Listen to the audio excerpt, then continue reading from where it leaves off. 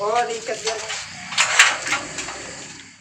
Tindakan heroik ditunjukkan pada personel pemadam kebakaran Tulang Bawang pada Minggu malam untuk mengevakuasi seekor anak kucing yang terjatuh di dalam sumur selama 2 hari.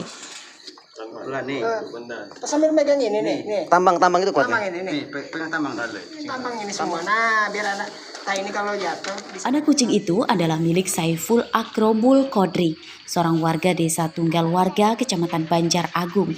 Evakuasi dilakukan malam hari setelah tim damkar mendapat laporan dari sang pemilik. Dengan tubuhnya terikat pada seutas tali, seorang personil damkar turun ke dalam sumur dengan kedalaman sekitar 10 meter dan berdiameter sekitar 1 meter. Anak kucing itu akhirnya bisa diselamatkan. Alhamdulillah ya Allah. Tuh, ada batu damkar. Kita ada masyarakat datang ke pos damkar, minta penyelamatan evakuasi kucing yang masuk ke dalam sumur. Udah selama 2 hari. Sumur kedalaman kurang lebih 10 meter. Alhamdulillah dengan cepat dan sigap penyelamatan kucing bisa evakuasi selesai. Selamat. Alhamdulillah kucingnya udah bisa diselamatin. Kami minta tolong dengan petugas pemadam kebakaran. Kucing masuk ke sumur sudah sekitar 2 hari. Karena kita tidak bisa menyelamatkan, jadi kita minta tolong kepada petugas pemadam kebakaran. Menurut pemiliknya, anak kucing itu terjatuh ke dalam sumur sejak 2 hari lalu setelah meloncat saat sedang bermain. Anak kucing kemudian diserahkan ke pemiliknya untuk diberikan perawatan kesehatan. Mustaqim melaporkan dari Tulang Bawang.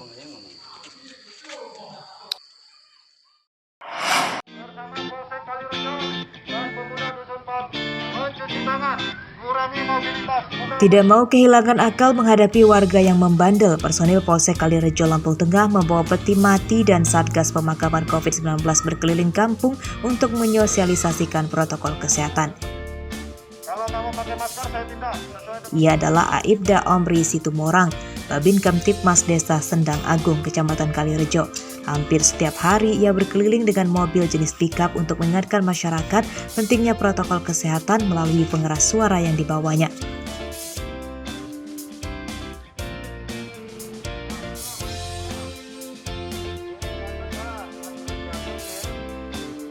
Bersama sebuah replika peti mati di bagian atas mobil dan beberapa tenaga kesehatan khusus petugas pemakaman pasien COVID-19 berpakaian hazmat lengkap, Omri menegur warga yang berkumpul tidak memakai masker tanpa terkecuali.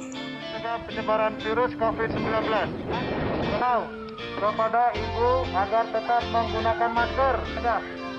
Tolong ibu, maskernya digunakan.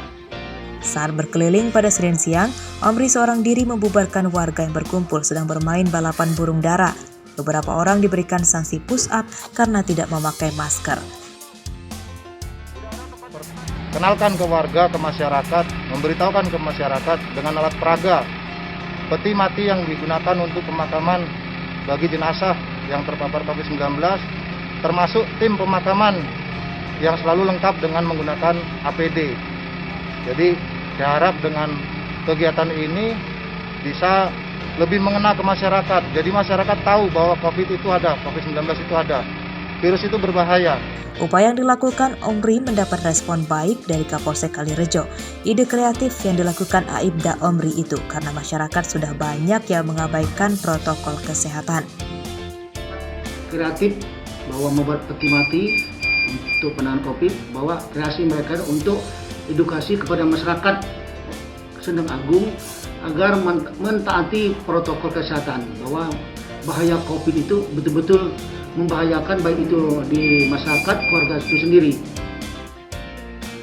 Kegiatan ini akan terus dilakukan Omri, mengingat wilayah Kecamatan Kalirejo mengalami lonjakan pasien COVID-19 cukup tinggi dan juga banyak yang meninggal dunia.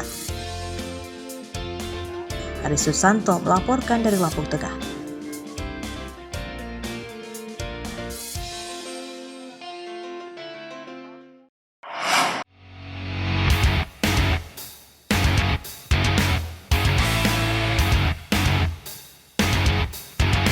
Polisi melakukan inovasi baru alat untuk melindungi diri saat bertugas menangani pencegahan penularan COVID-19.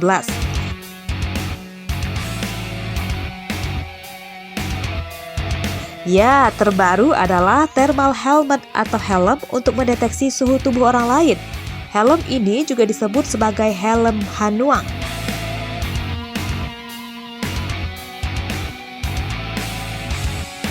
Di Lampung, helm Hanuang baru digunakan oleh polisi yang bertugas di Pelabuhan Penyeberangan Bakauheni Lampung Selatan sejak Senin siang.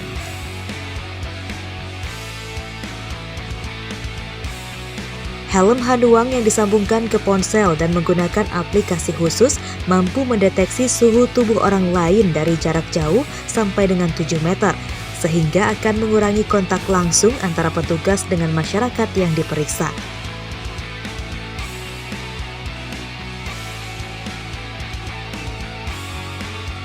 Alat ini juga mampu mendeteksi suhu tubuh sekelompok orang secara bersamaan.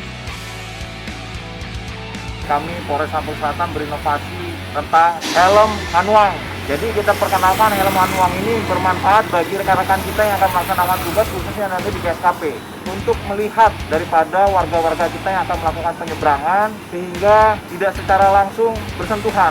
Jadi kita bisa melihat secara keseluruhan menggunakan helm tersebut, menggunakan kamera termal.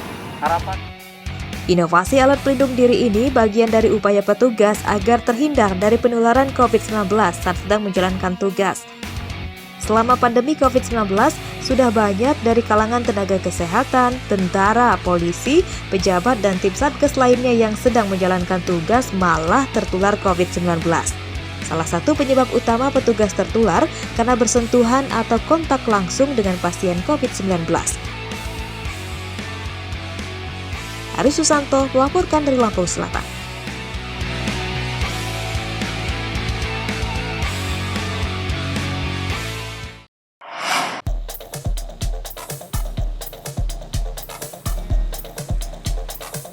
Masa pandemi tidak selalu menyurutkan semangat para penggiat usaha mikro kecil dan menengah atau UMKM di Bandar Lampung. Salah satunya UMKM Batik Lampung yang berada di Jalan Garuda Nomor 3, Kelurahan Pinang Jaya, Kecamatan Kemiling, Bandar Lampung. Pandemi justru memacu para perajin batik untuk terus berkreasi. Terbukti selama pandemi para perajin justru terus bisa menghasilkan 20-30 batik per harinya. Karena saat pandemi ternyata semakin banyak orang yang mengkoleksi batik buatan mereka.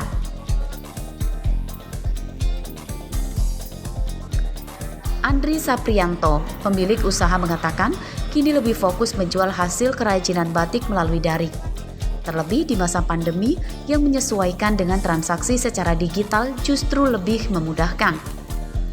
Harganya pun masih cukup ekonomis untuk sebuah kain batik asli, yakni mulai dari Rp300.000 hingga jutaan rupiah tergantung kerumitan motifnya. Dampak nggak sih Bang? Nah, alhamdulillah terdampaknya, tapi terdampak positif malahan gitu kan, karena mungkin kebanyakan market kita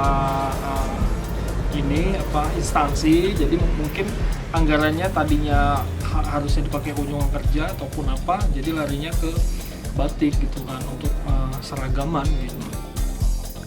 Galeri memproduksi 3 jenis batik canting, yakni batik biasa, kemudian batik asem, serta batik granit yang paling lama dengan 3 kali proses pencantingan dan pewarnaan.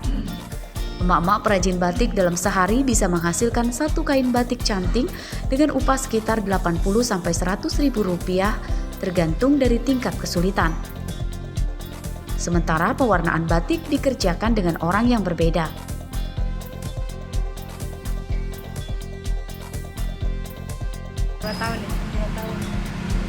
Dua tahun. Sehari berapa kain yang bisa? Tergantung motif.